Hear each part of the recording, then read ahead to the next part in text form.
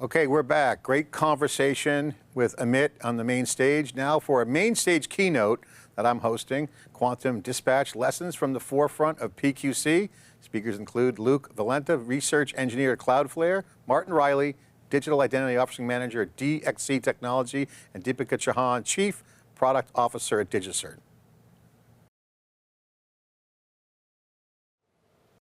Hello, I'm John Furrier here for the panel, the Quantum Dispatch, the winners from last year sharing their insights. Deepika's here, Luke and Martin, thanks for joining us. Appreciate you taking the time. What factors last year contributed most to the being recognized as the quantum winners? And can you share insights on how that's held up this year, Luke and Martin? Yeah, so at Cloudflare, we care deeply about advancing privacy, security, and performance for everybody on the internet. And we didn't just start early with some secret projects, but we've been sharing our journey openly from the start. And our first blog post on this was back in 2017. So yeah, we're trying to bring everybody along with us on the post-quantum journey. And if we'd worked in a silo, there's no way we've been able to achieve the impact we have. So I think it's just been a matter of collaborating with others and moving everyone forward at the same time. Martin, what's your angle on that? Firstly, I think the judges recognized the foresight and vision of my colleagues. So I'll give them just a shout out: Douglas Gerving, Matt Lawson, and Bradford Matthews. And then the approach we took, which was developing a framework by being our own customer zero. Because back in 2024, there weren't that many people outside the industry talking about the topic. And there was just a very few of our customers that were very forward-looking that were asking us for help in this space. So again, that's where we looked at, how we're going to help with quantum readiness. And we first of all set about doing that with ourselves, DXC internally. And we're a company with about 130,000 employees. We're running critical IT systems for customers in every industry around the globe. So again, that problem for us was very much like the problems our big complex customers would have. So by being our own customer zero, that gave us the learnings and insight and discoveries to kind of build that framework, which we could then apply to our customers and use that to kind of build the infrastructure they need to take themselves forward based on our learnings as that customer zero. As the winners and finalists, obviously, congratulations to both of you. What were some of the challenges you guys saw, and how did you overcome them? Because the market, you have a technical, you have open source, you have community, you have corporations, have legacy. There's challenges out there. What were they, and how did you overcome them? So I personally never expected to be educating our sales and pre-sales teams about quantum physics and topics like qubits and entanglement. So again, in 2024, we had a few customers in that kind of space, like aerospace, defense, some of the big banks that were asking us about this. And that has shifted now in terms of there's almost daily inquiries from people in this sector about what they're expecting to do and want to do in this space. So that's created a challenge for us in terms of educating a lot of staff quickly on the impacts of quantum computers to cryptography. And that means educating our sales and pre-sales staff to understand enough of the technology that they can help our customers get up to speed and plan their response. So, organizations like DXC, we're used to upskilling lots of staff with things like new technologies like AI and Gen AI recently. So we've got experience of doing that and taking a pool of experts and kind of spreading that knowledge across the business.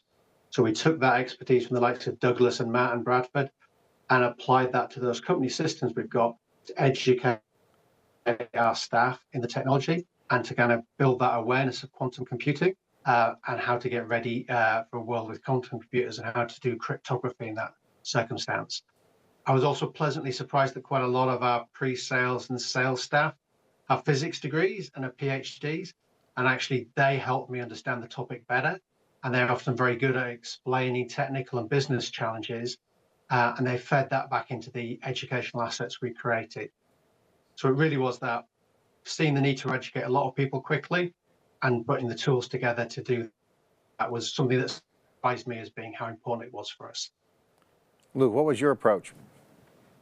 So with the migration to post-quantum cryptography, we actually see it as two migrations. So the first one is for encryption, so protect today's data from some attacker that can store today's high-value data, and then in the future, hope that they can decrypt it with a quantum computer. So this is the store now, decrypt later threat model.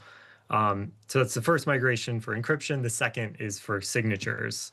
And so for the encryption migration, that's much more urgent because today's migration is at risk, or today's data is at risk from the future adversary. So we focus first on that. And we've made, by the end of this year, we actually expect that a majority of human-initiated connections to Cloudflare will be protected with post-quantum encryption. But it's a huge milestone, but we didn't get there without some hiccups. So one example is ML-KEM, which is the NIST-standardized key agreement algorithm used for encryption. The keys are much larger than the traditional RSA and ECC keys that we're used to. And it actually requires a lot of packets to be split over the network. What you used to be able to send in a single packet now has to go in two separate packets.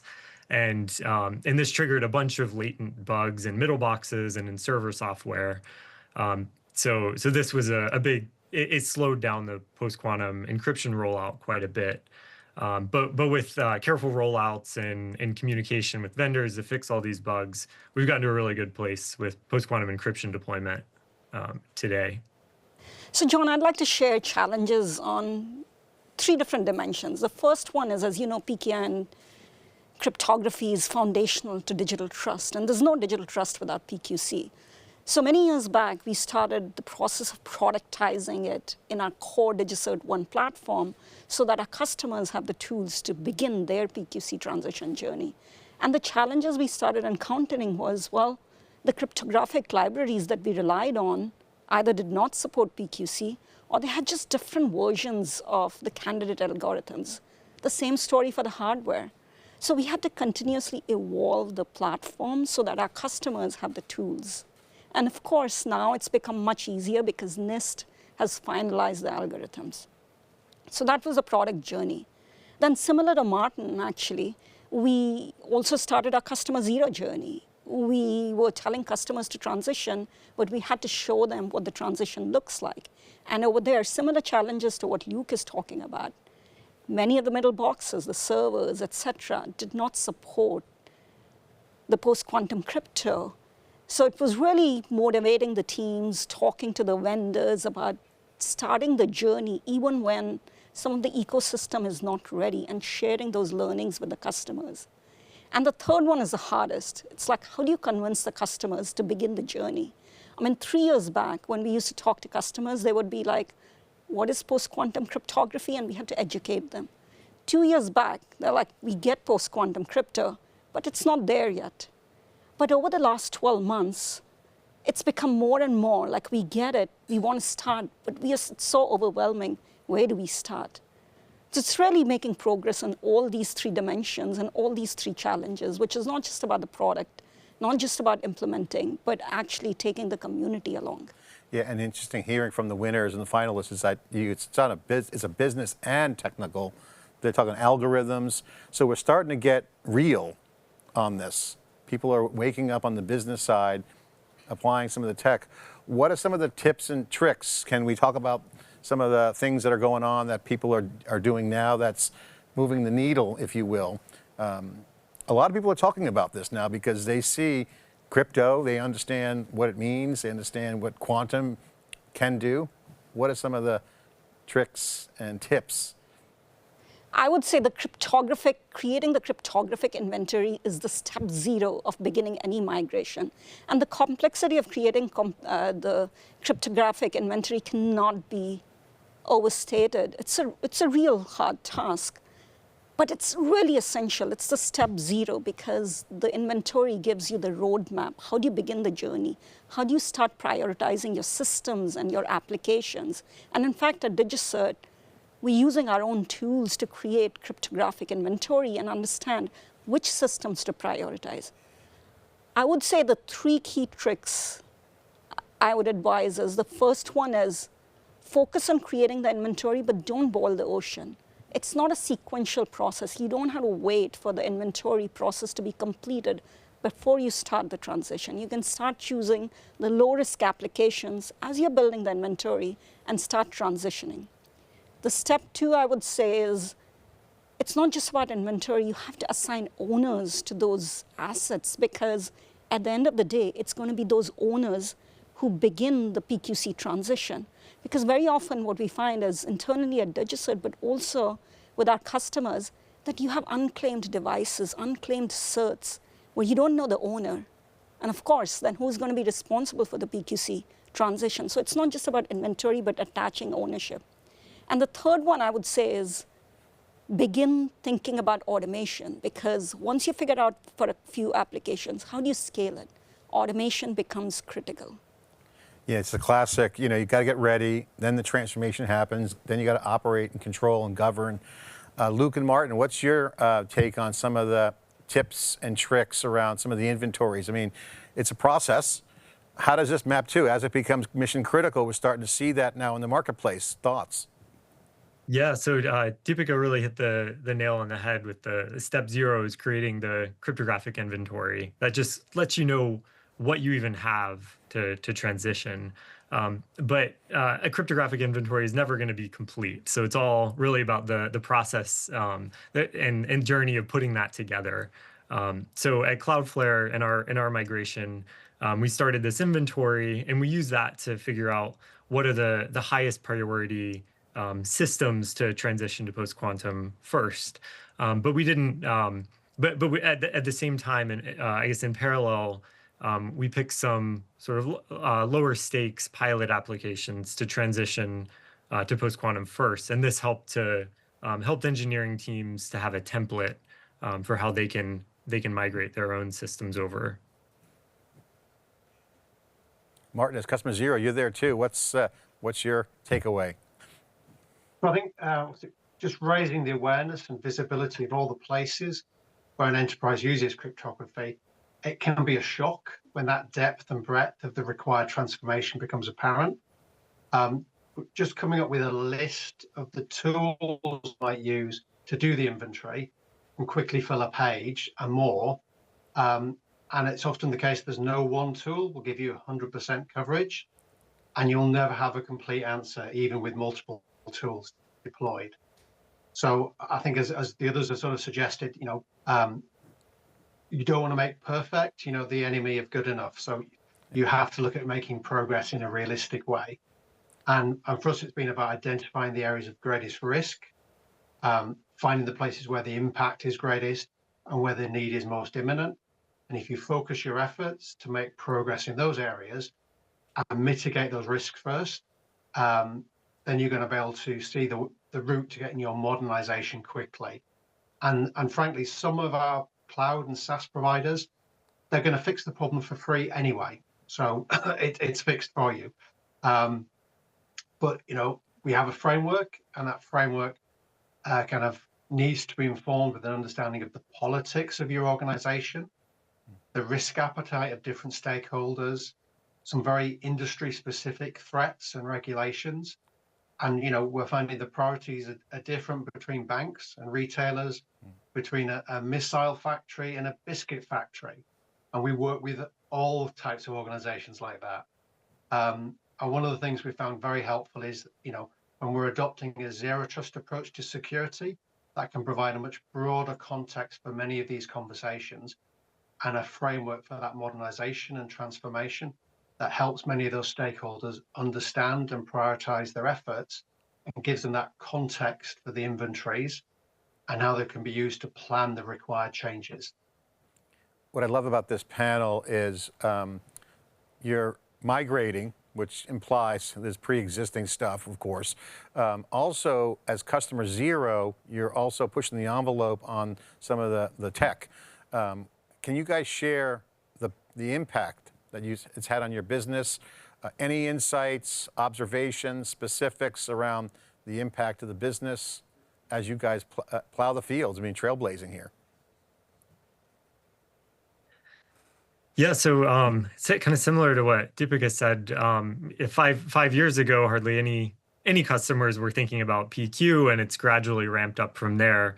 But I think there was sort of a turning point earlier this year where previously it was only kind of very forward-thinking customers that were asking us about PQ, but now it's really picked up, and it's become a talking point, and lots of conversations with customers, and customers have really appreciated the level of preparedness we have for post-quantum. It's they see this hard problem and then find out that we've already solved it for them. So I think that's been a really good thing for the business. And then operationally, running PQ it's been very smooth overall. I think initially when we started rolling out different systems, there were some bugs and hiccups that we had to sort out, but since then it's been smooth sailing.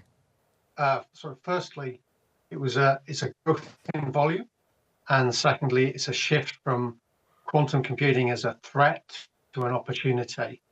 So in 2024, a handful of customers talked about the issue really, and during 2025, we're seeing queries about quantum readiness on a daily basis. And our expectation is we're going to see a deluge of requests in 2026 as the majority of those customers start projects in earnest. And, everyone has been talking about AI recently, and quantum computers and the need to prepare your cryptography has been one of the few topics to get board level attention outside of AI, I think. And there's been an awareness of that threat and the need to start planning for the threat. But we have now seen a shift, and we've got more customers now talking about quantum computers as something that can help them solve business problems and big science problems. So that's things like using quantum computers to forecast the weather, stock markets, fold proteins for novel life science applications, and even do things like speed up machine learning. And some of my colleagues are very excited about how quantum will accelerate AI innovations, for example. Yeah. Deepika, AI hype really also helps awareness because people see, super intelligence, and they see coding as a value proposition. Now, that also lifts the curtain up on what about our quantum protection on cryptography. So, I mean, this impact is good. It's a good side effect, I guess. It's a great side effect. I mean, if you think about it, the SHA-1 to SHA-2 transition took 10+ years. So the sooner there is awareness, I think, the better it is. In terms of the overall impact to the business, I think it's been fundamental to what DigiCert is doing. From a product strategy and roadmap, this is critical because we want to make sure that our customers, of course, have PQC as they're beginning their journey, but it's not just about getting the latest standards. It's also about how do I have the tools to create the cryptographic inventory? How do I actually attach ownership or begin the automation? So it's foundational to the entire product strategy and roadmap. And I think the second part of it is the customer zero. I can't overemphasize, I think just like Martin and Luke, the importance of customer zero that our teams at DigiCert are doing, because that is preparing us on what that journey looks like that we can share with the customers. And in fact, in all our customer conversation, whether we're having conversations around machine identity management or protecting software or devices or content or even AI, we are always talking about the importance of post-quantum transition. So it's been fundamental, touching every part of the business overall. It's interesting, one little side effect impact I can see just from the conversation and knowing all what's going on in the market. It's more fun because now everyone knows what you're working on, right? It's like everyone kind of gets what's happening because they can see what the impact could be on the downside. So that shifts the spotlight. This is a big thing, folks, because the market sees it. What's next? I guess that's the next question. As the awareness increases, what's next in the journey? Well, what's next in the journey from a product point for DigiCert, I would say, is the standards exist, but the standards still need to evolve for the public trust. The public TLS, the public code signing. What do the standards say about what that form it takes? So DigiCert is actively participating in shaping some of those standards, whether it's at IETF or working with the different CA Browser Forum members, but then also preparing in the product. because I think the trust is a combination of the public and private trust, and we want to make sure our customers have the tools to make that transition. The second thing is keeping on proceeding with our customer zero and making sure we have complete PQC readiness. And the third thing I would say what's next is, till now it's been making customers aware of, hey, you need to make the transition, but also sharing some of the best practices of what the journey looks like. And many of our customers are so overwhelmed, they're like, where do we begin? But many of our customers have actually begun the journey. So it's codifying those best practices and sharing with the customers and sharing with the community overall so that we can make the transition together. When you have that standards bodies and the community excited and confident, that changes the game.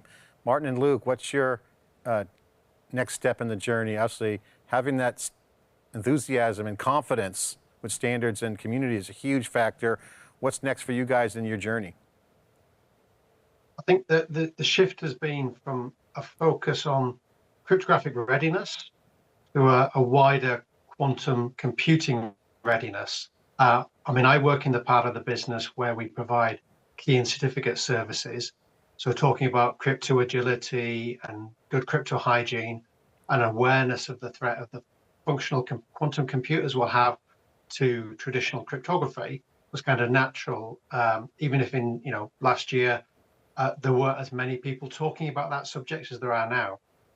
But DXC has created a quantum computing practice this year that is helping our customers to get ready for quantum computers for some of the positive near-term and future applications they pose. So that's things I mentioned, like folding proteins for innovation in life sciences, turbocharging machine learning for applications in autonomous driving, forecasting the weather and stock markets with greater accuracy further into the future.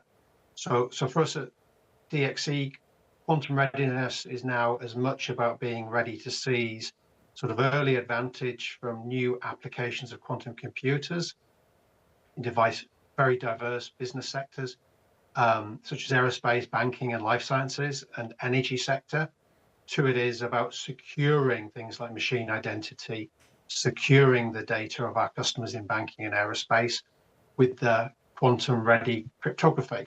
So it's seizing opportunity, and it's securing the data with cryptography that's quantum ready. So those two tracks that I see for us going forward. Great. Luke, what's next for you? Yeah, so as I mentioned before, there are kind of two migrations to post-quantum cryptography: the encryption, which we've made significant progress on, and then for authentication, so post-quantum certificates to authenticate communication. And the authentication side is the next and the bigger step that early adopters are moving towards. And so as it stands, post-quantum certificates have a measurable impact on performance for many applications, like in TLS. And many use cases can just eat this performance cost and can afford to deploy, but for others, like on the open internet, that performance does matter if it slows down user experience. So it makes it hard to turn on post-quantum certificates by default. If we can't turn it on by default, then it's not nearly as impactful. So this problem is well known, and we're working on it with lots of stakeholders. We're working on coming up with a new type of certificate that's both fast and post-quantum. Awesome. Now, finally, just to kind of wrap up, a lesson learned for the audience they could remember and walk away with. Martin, Luke, we'll start with you guys. So I think the main lesson would be to focus on your basic security best practices, and that's going to pay off for the post-quantum migration. So things like keeping your software and dependencies up to date. Many modern cryptographic libraries have post-quantum support by default already, so you may just get that for free. Automate key rotation and practice rolling your keys. You're going to need to roll them once post-quantum keys once the standards are already there. And it's also great to have to be prepared for that in case of a compromise. And in general, just invest in good security practices instead of creating separate budgets for post-quantum. You can use your put your energy into security instead. So I'm echoing a lot of that, I think, because it's crypto agility and good crypto hygiene is a practice that helps prepare DXC and prepares our customers for quantum readiness, but is good for business anyway, and is good for your technical agility and brings benefits now, even if quantum computers take longer to arrive, whether that's switching away from Entrust for your public certificates last year, or being able to automate TLS certificate life cycles to be ready for those 200, 147-day certificate lifespans. And there's other innovations in mathematics and engineering that might see particular algorithms weakened or suddenly broken. So failures of a certificate authority, operational practices, any kind of underlying